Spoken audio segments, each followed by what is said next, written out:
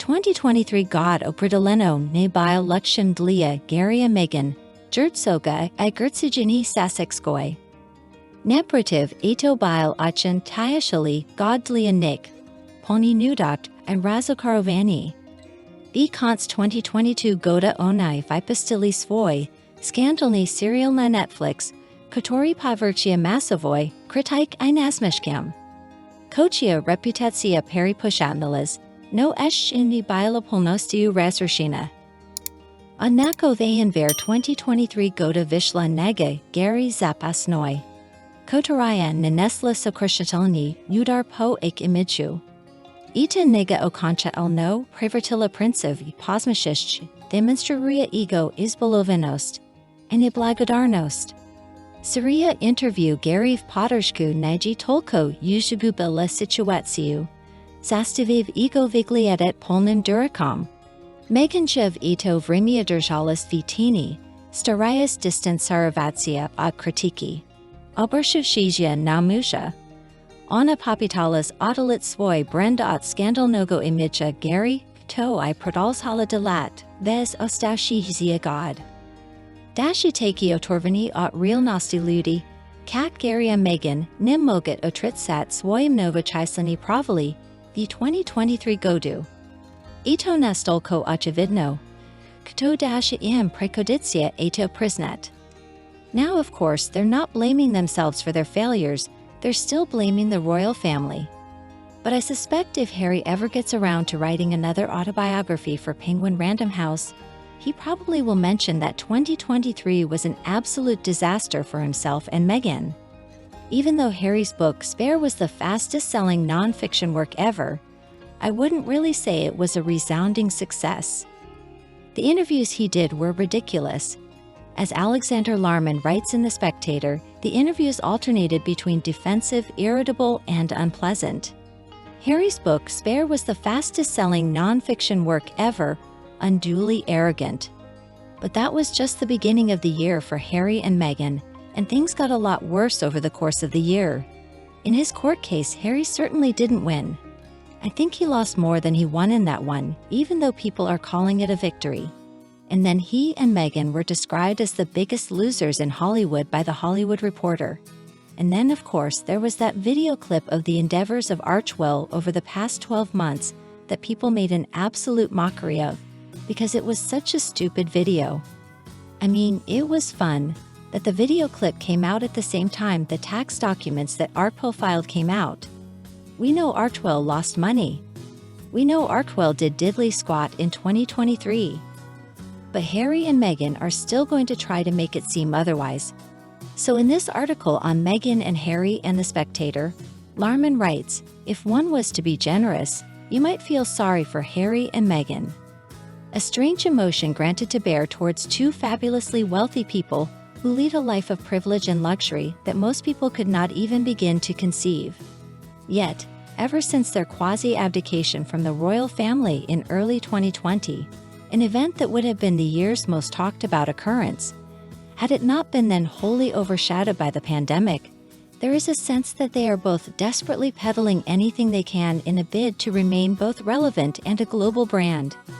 It is pretty interesting, isn't it, how Harry and Meghan have these big plans, and their big plans never succeed. And sometimes it is because of factors outside of their control, like the pandemic, for example. Harry and Meghan they thought they were going to move to the US and be big hits immediately. But I mean, even if that were possible, it couldn't have happened because the pandemic hit. And now I think Larman is hitting the nail on the head. They are both desperately peddling anything they can in a bid to remain both relevant and a global brand. And that's exactly why they can't stick with anything. That's why one day we'll hear that Meghan Markle is going to make the next scoop, and she's going to be the next Gwyneth Paltrow. And then we'll hear that she's trying to go back into acting, or she's trying to be a producer, or she's going to be a producer, or she's going to be an influencer, and she's going to make lots of money on Instagram. Or, my favorite, Meghan is going to get into politics. The fact is, she's just throwing a bunch of crap at the wall and hoping that something is going to stick. You see, there isn't any work that Meghan is truly passionate about. She just wants more fame and more money. and whatever can help her towards that goal is good enough for her. Larman also writes, famously, the motto of Harry's family is never complain, never explain. He has ignored both parts of that adage and has spent countless times trying to figure out how to do it. And so he's trying to figure out how to do it. And so both complaining and explaining. Now the world has listened, and it has decided that it is thoroughly sick of both him and his wife. Couldn't have put it better myself. I mean, overexposure has been a real problem for both Harry and Meghan this year, especially Harry though, with Spare and the docu-series and all the other crap that we've heard from him. It seems like Harry missed the point that part of the reason people are so interested in the royal family is because of this air of mystique. It's because we don't know a whole lot about who they are privately. We don't know a whole lot about who they are privately. We don't know a whole lot about their private lives, or at least we're not supposed to. That is something that has kept people interested in the royal family for such a long time. So clearly, Harry made a big mistake when he decided to air all the family's dirty laundry. That made people lose interest in him because we learned that, oh, he's just as dysfunctional as the most dysfunctional person in our family. If we want to hear some whiny, entitled man-baby complain about his privileged existence, well, then we'll listen to that cousin in our family who has the same problem. The crazy thing, too, about 2023 for Harry and Meghan is that it seemed like they didn't get anything right. It really did seem like they had some kind of curse the opposite Midas touch. Everything they touched turned to crap. It was really just baffling to watch as an observer.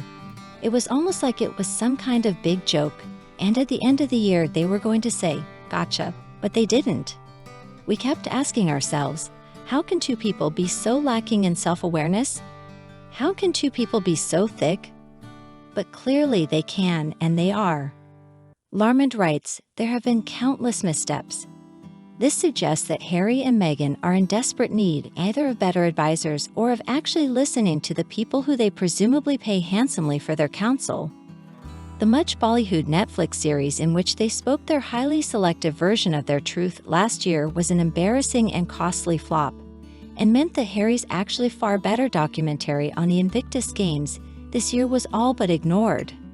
Meghan's self-indulgent podcast, the recipient of a $20 million deal with the streaming service Spotify, was described, and he's right. Now, in the beginning, their docuseries Harry and Meghan was hailed as a success because in the beginning it looked like it was. But then people watched the second episode and people quickly figured out what it was all about, and people didn't want to listen anymore because it was so incredibly biased. Harry and Meghan didn't even bother trying to share another perspective. It was all about their truth, all about their experience. And most people saw right through it. Most people saw it as the big steaming pile of BS that it really was. And as for Meghan's podcast series, well, I would say that inert was a really nice way to describe it. I mean, the whole thing, she just talked about herself. She actually had important guests on there, people who would be interesting to listen to, but she didn't let them get a word in edgewise. So no wonder it wasn't successful.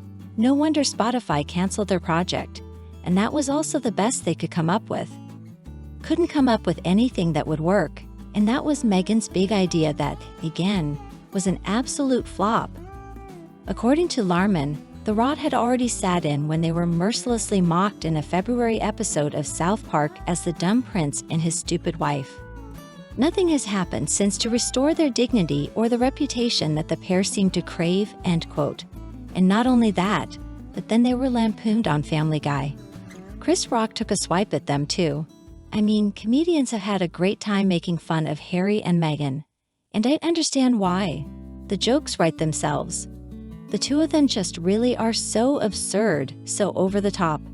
It's almost hard to believe that they're real. So in 2024, is there really any chance that they're going to be able to turn things around? Well, according to Larman, there are an awful lot of court cases for Harry to deal with, so his expensive lawyers will be busy. Now, he's right about that.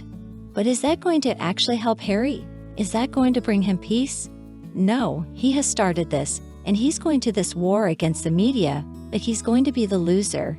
He should know this is a war that is not worth fighting. About this war against the media, Larman writes, No doubt he will win most, if not all of them, but every single setback and humiliation that he faces will be gleefully reported by the international press, who he has gone out of his way to set himself against, end quote. And that's the crazy thing about all these lawsuits that Harry has filed. I mean, he really believes he's this dragon slayer. Harry, you're not. And then I did see a lot of people who said, Harry, you're not. Harry, you're not. Harry, you're not. I did see a tweet earlier that apparently Harry has settled with the Mail online. I haven't found out yet if that's true or not. But if he has, then clearly he has given up on his dragon-slaying mission, which was a really stupid mission to begin with. And then as for Meghan, yeah, we keep hearing about these projects that she's working on, but we don't believe she's actually working on anything. Again, Meghan has no marketable skills. She has no talent. She has no work ethic. She's not going to be a success, period. If she were going to be a success in Hollywood, it already would have happened when she was much younger. And as a politician, I mean, what a stupid idea. She needs to stop talking about that altogether. And she's already signed with M&E. But so far we haven't heard about any projects. So if they can't help her, I don't believe anybody can. As Larman writes in the Spectator article, they really are their own worst enemies, conducting their very public personal lives with an unappealing level of entitlement and smugness. This has led to them becoming the bête noire of everyone from committed Republicans to the most ardent monarchists, end quote. And so I believe in 2024, we're going to see more of the same from Harry and Meghan. They're going to continue doing anything they can to try to get attention for themselves. They're going to continue with their whining. They're going to continue with their attacks against the royal family. But as fewer and fewer people begin to listen, maybe they will start to figure out a new way to live. Let's just wait and see. Alright guys, and now for the discussion portion of this video. Today we're going to talk about the comments that you all left under the video. Don't believe the hype. Sussex manifesting delusional hopes and dreams for 2024. In this video, we were talking about these predictions that Harry and Meghan will reconcile with the king, and also that they are being inundated with offers from big corporations. Of course, we don't believe a word of it, but let's see what you all thought. First comment comes to us from Kate London.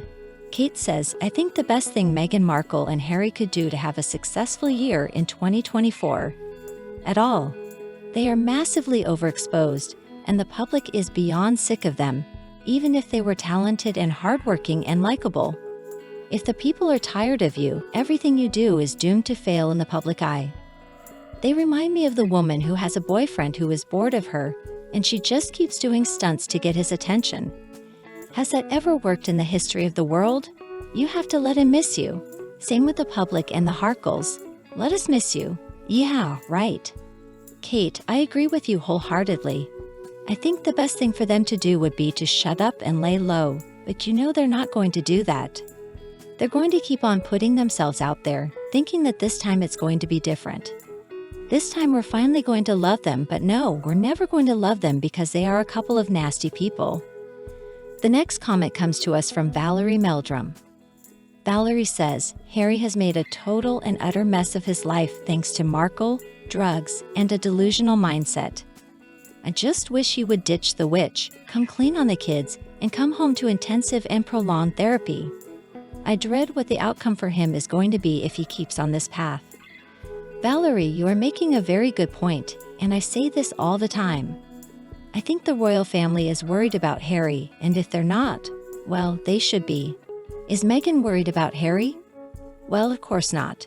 She just wants him because of what he can give her, and at this point, it looks like he can't really give her much of anything. I don't believe those two are going to stay together long, and I mean, what is Harry going to look like when she finally dumps him? It's going to be a very scary sight to see indeed. Next up, let's hear what Paula has to say. Paula Weaver says, in my opinion, King Charles is done with Meghan and almost done with Harry. Thank you, Paula. Your comments are always excellent, and I agree with you on this one as well. I mean, at one point in time, I think the door was certainly open for Harry to come back, but at this point, at most, I believe it's crack. I think if Harry does want to return to the family, he's going to have a lot of hard work to do. At this point, the king cannot trust him. I mean, the king can only put up with so much. I understand he is a very patient, kind man, but still, after what Harry said about him, and especially Camilla, I don't believe King Charles is finding it so easy to let bygones be bygones. Alright guys, that's all the time we have for today. The year 2023 was certainly tumultuous for Harry and Meghan. As we enter 2024, many are wondering what the future holds for this controversial couple. Will this be the year they finally find peace and happiness? Or will their troubles continue to mount? Only time will tell if 2024 brings positive change for Harry and Meghan, or if their difficulties persist. Regardless of what happens, public interest in their story remains strong. People are eager to see how events unfold. Looking ahead with optimism, perhaps 2024 can be a fresh start for them.